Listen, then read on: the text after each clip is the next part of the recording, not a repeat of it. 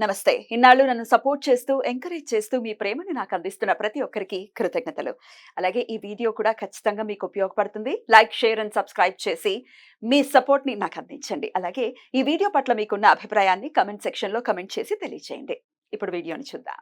నమస్తే. Welcome to our channel. నేను పద్మిని. ప్రస్తుతంతో పాటు ప్రముఖ ఆధ్యాత్మికవేత్త, ప్రముఖ న్యూమరాలజిస్ట్, లక్ష్మీ నరసింహస్వామి ఉపాసకురాలు శ్రీమతి స్రవంతి గారు మనతో పాటు ఉన్నారు. మాట్లాడదాం. నమస్తే అక్క.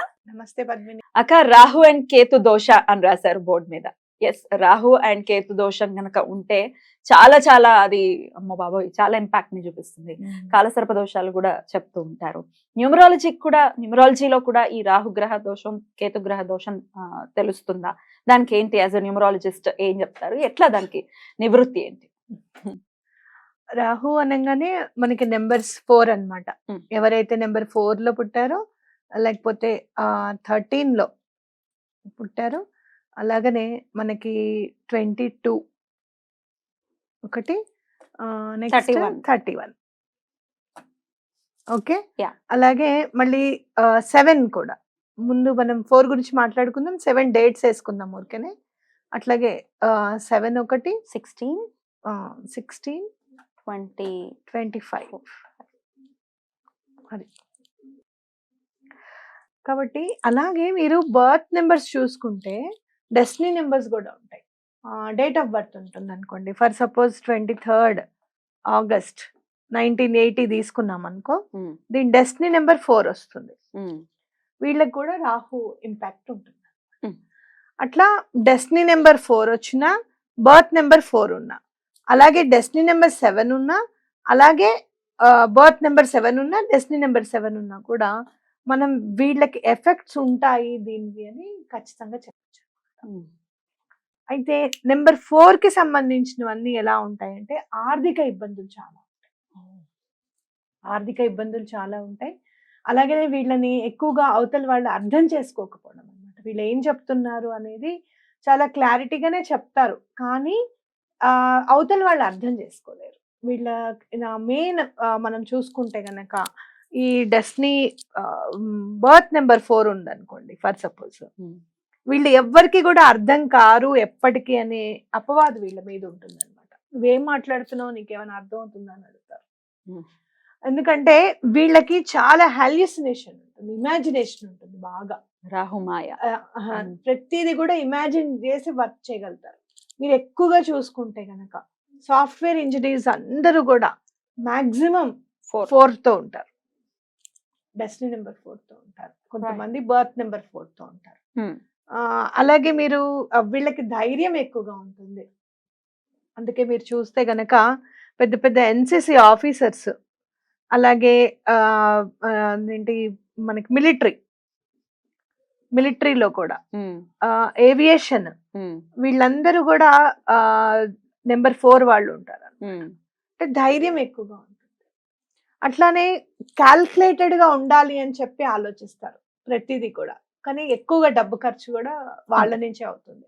క్యాల్కులేటెడ్ గా ఉంటారు, కానీ డబ్బు ఎక్కువగా ఖర్చు అవుతుంది అనమాట. సో బ్యాంక్ కి సంబంధించిన బ్యాంకింగ్ రంగాల్లో కూడా నెంబర్ 4 వాళ్ళు ఉంటారు.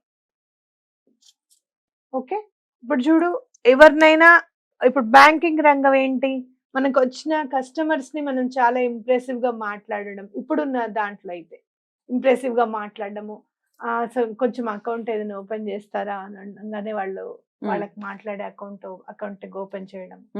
అలాగే ప్రతిదీ కూడా ఇప్పుడు బ్యాంకింగ్ సెక్టర్స్ లో కూడా చాలా ఇన్సూరెన్స్ లని అవి ఇవి అని చెప్పి చాలా పెద్దగానే ఎదిగిందని చెప్పుకోవచ్చు. వాటిల్లో ఏంటంటే మంచి మాట ఉండాలి, ఊహాజనితం అనేది మీకు ఇలా వస్తుందండి, ఈ పర్టికులర్ స్కీమ్ ఎంచుకుంటే మీకు ఇది ఉంటుందండి, మీకు ఇది బెనిఫిట్ అని చెప్పి ప్రతిదీ కూడా చెప్పాలి కదా, ఉన్నది ఉన్నట్టుగా ఎక్స్ప్లెయిన్ చేయాలి, వాళ్ళ బెనిఫిట్స్ ని ఊహించి చెప్పాలి. అది తప్పకుండా ఈ నెంబర్ 4 వాళ్ళు చేయగలుగుతారు.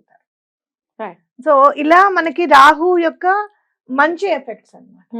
మాలిఫిక్ ఎఫెక్ట్స్ ఎట్లా ఉంటాయి అంటే డివోర్స్ రావడానికి అవకాశం ఎక్కువగా. ఓకే, అలాగే హెల్త్ ప్రాబ్లమ్స్ లో ట్యూమర్స్ ఫామ్ అవడానికి ఎక్కువగా ఉంటుంది అవకాశం. ఓకే, మెయిన్ నేను చూసేది ఈ 2, డివోర్స్,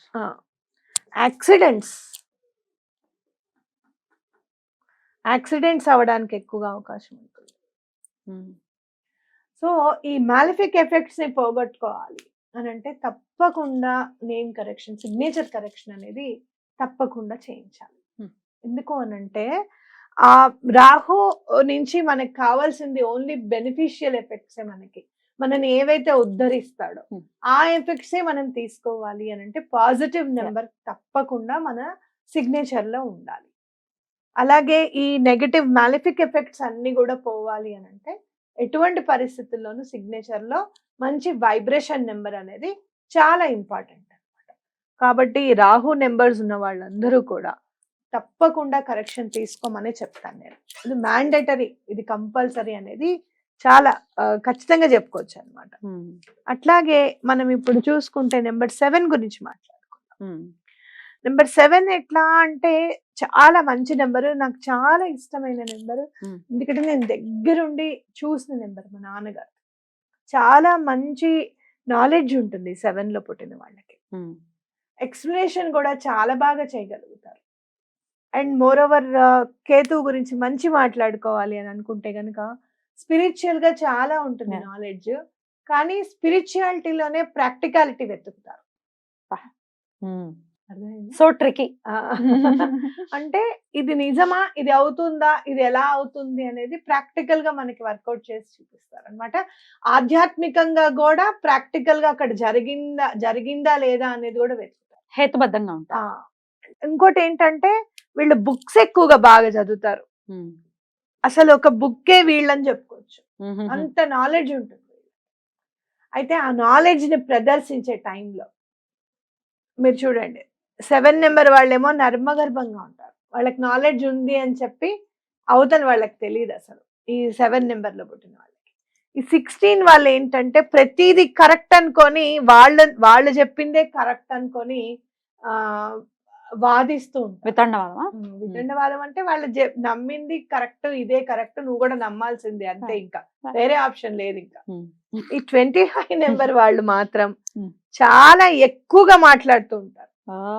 అసలు వీళ్ళు కాసేపు మాట్లాడుకుంటూ ఉంటే బాగుండు కదరా అని అనిపిస్తుంది, కాసేపు ఆపితే బాగుంటుందేమో వీళ్ళు అనిపిస్తుంది అనమాట. చాలా నాలెడ్జ్ ఉంటుంది కానీ ఎక్కువగా మాట్లాడుతూ ఉంటారు. సో ఈ మాటలతోనే అవతల వాళ్ళని బాగా మెస్పరైజ్ చేయగల తత్వం కూడా వీళ్ళకు ఉంటుంది. నాలెడ్జ్ కూడా అలానే ఉంటుంది. నాలెడ్జ్ కూడా ఉంటుంది. నాలెడ్జ్ ఉంటేనే మాట్లాడగలుగుతారు దేని మీదైనా. నాలెడ్జ్ లేకుండా ఎంతసేపు మాట్లాడతాం, మనం మాట్లాడలేము, అవునా కదా? కరెక్ట్. అయితే ఇంకోటి ఏంటంటే ఆ మాట్లాడడము అనేది ఎక్కువగా మాట్లాడతారు కదా వీళ్ళు. చక్కగా మంచి అంటే ఇప్పుడు స్టూడెంట్స్ కి క్లాసెస్ ఉంటాయి, పర్సనాలిటీ ట్రేడ్స్ అని, కెరీర్ కౌన్సిలింగ్స్ అని చెప్పి ఇలాంటి క్లాసెస్ ఉంటాయి కదా, అలాంటి దానికి ఉపయోగించుకుంటే చాలా మంచిది. ఊహ అనేది నెంబర్ 7 వాళ్ళకి కూడా కరెక్ట్ గా వస్తుంది. వాళ్ళు ఏంటంటే నెంబర్ 4 వాళ్ళేమో ప్రతిదీ ఇలా జరుగుతుందేమో అని చెప్పి, ఇక్కడ మిస్టేక్ ఉందేమో అని చెప్పి ఇమాజినేషన్ తో చేస్తారు. వీళ్ళు ఏంటంటే ఆ ఇమాజినేషన్ కి తప్పకుండా ఇది అవుతుంది అనేది ఇంట్యూషన్ కూడా కలుస్తుంది అనమాట. వీళ్ళకి కొంచెం 6th సెన్స్ కూడా ఉంటుంది. రైట్, ఇలానే అవుతుంది అని చెప్పి 6th సెన్స్ కూడా ఉంటుంది. అయితే ఇంకొకటి 7 నెంబర్ లో మనకి దోషం ఉంది కేతువుది అని మనం ఎలా చెప్పచ్చు అని అంటే, ఎక్కడ ఒక్కడ మీరు చూడండి లైఫ్ పార్ట్నర్ కి కొంచెం దూరంగా ఉండాల్సి వస్తుంది అన్నమాట ఏజ్ లో. ఇప్పుడు మా నాన్నగారు ఉన్నారు, ఆల్మోస్ట్ 30 years మమ్మల్ని వదిలే ఉన్నారు. ఎవ్రీ 1 year కి ఒకసారి వచ్చినా, ఎవ్రీ 6 months కి ఒకసారి వచ్చినా, ఏదేమైనా ఫ్యామిలీకి దూరంగానే ఉన్నారు కదా. మీరు చూడు, పెద్ద పెద్ద వాళ్ళు కొంతమంది మంచి జాబ్స్ చేస్తూ ఉంటారు, ఫ్యామిలీని ఇక్కడ ఉంచేసి వాళ్ళు అన్ని కంట్రీస్ కి తిరగాల్సి, నేవీలో ఉంటే అలానే, మిలిటరీలో ఉంటే అలా. వాళ్ళందరూ కూడా నెంబర్ 7 లో మాక్సిమం డెస్టినీ నెంబర్ 7 గానీ లేకపోతే బర్త్ నెంబర్ 7 గానీ వాళ్ళు ఉంటారు. ఇలా నెగటివ్ ట్రేట్స్ అన్నమాట. దీనివల్ల మనకి రాహుకేతువు దోషం అంటే మ్యారేజ్ లేట్ అవుతుంది ఈ 2 నెంబర్స్ కి. మ్యారేజ్ లేట్ అవుతుంది, హ్యాపీ మ్యారీడ్ లైఫ్ ఉండదు, అని మనం అనుకున్న సంబంధాలు దొరకలేదే అని చెప్పి బాధ ఉంటుంది. ఎట్లా అక్క వీటన్నిటికీ నివృత్తి మార్గం? వీటన్నిటికీ మంచి నివృత్తి యువర్ సిగ్నేచర్. అయితే ఈ సిగ్నేచర్ ఎట్లా పనిచేస్తుంది అనే దాని మీద మనం ఇంకో ఎపిసోడ్ చేసుకుంటాం, ఎందుకంటే మనం ఎక్స్ప్లెయిన్ చేయాలి ప్రతి దానికి అసలు సిగ్నేచర్ ఎందుకు, ఆ సిగ్నేచర్ ఎలా మనకి హెల్ప్ చేస్తుంది అనేది మనం తప్పకుండా ఎక్స్ప్లెయిన్ చేద్దాం. ఆరాధన విషయంలో చెప్పండి అక్క, ఈ ఆరాధన తప్పకుండా చెప్తాను. మీరు చూడండి రాహు వాళ్ళైతే మాత్రం దుర్గా అమ్మవారిని పూజిస్తే చాలా మంచిది. ఉమ్. చాలా అంటే చాలా మంచిది. అసలు మీకు ప్రకృతి మీకోసమే రాహుకాలం పెట్టిందేమో అని చెప్పి నాకు గట్టి నమ్మకం. తప్పకుండా మంగళవారం రాహుకాల దీపం అనేది స్టార్ట్ చేయండి. Right. మీ లైఫ్ లో ఎంత చేంజ్ ఉంటుందో చూడండి. Right. ఓకే, అట్లాగే నెంబర్ 7 వాళ్ళు కూడా మీరు రాహుకాల దీపంని యూజ్ చేసుకోవచ్చు. అయితే వీళ్ళు ఏంటంటే ఫ్రైడే అన్నమాట, ఫ్రైడే చేయండి. అండ్ చాలా మంచిదైతే వెంకటేశ్వర స్వామిని పూజించడం. గణపతి కూడా చెప్తారు కదా. నేను చెప్తాను ఒక్క నిమిషం. వెంకటేశ్వర స్వామిని పూజిస్తే బాగా కలిసి వస్తుంది వీళ్ళకి. అలాగే గణపతిని పూజిస్తే కూడా చాలా బాగా కలిసి వస్తుంది. గణపతిని కూడా మీ ఆరాధనలో ఇంక్లూడ్ చేసుకోండి. మెయిన్ మ్యారేజ్ కోసము అని అంటే కూడా మనం ఎలా అయినా ఇంకొక లాజిక్ ఉంది. పెద్దవాళ్ళు అందుకే మనని నిజంగా సనాతన ధర్మం చూసి ఒక్కొక్కసారి అనిపిస్తుంది వీళ్ళు ఎంత ముందు చూపుతో చేశారని. చేయండి అని చెప్పాను కదా. ముందు మనం గణపతికి చేసిన తర్వాతే కదా ఎవరికన్నా చేసేది. కాబట్టి ఇంకొంచెం ఆ రోజు మీరు ఏం చేస్తారు అంటే బుధవారం నాడు గణపతికి తప్పకుండా గరిక ఉంటుంది కదా, గరికతో పూజ చేయండి, చాలా బాగా కలిసి వస్తుంది. అలాగే శనివారం నాడు వెంకటేశ్వర స్వామికి పూజ చేసేటప్పుడు కూడా స్వామి కొంచెం గరిక పెట్టి నైవేద్యంగా బెల్లం నైవేద్యం పెట్టి వినాయకుడికి తర్వాత వెంకటేశ్వర స్వామి పూజ చేసుకోండి. పిండి దీపం పెడితే చాలా బాగా కలిసి వస్తుంది వీళ్ళకి. బ్యూటిఫుల్ అక్క, చాలా చాలా అద్భుతంగా తెలియజేశారు మాకు. సిగ్నేచర్ గురించి నెక్స్ట్ ఎపిసోడ్ లో మాట్లాడుకుందాం. Thank you so very much అక్క. నమస్తే. నమస్తే.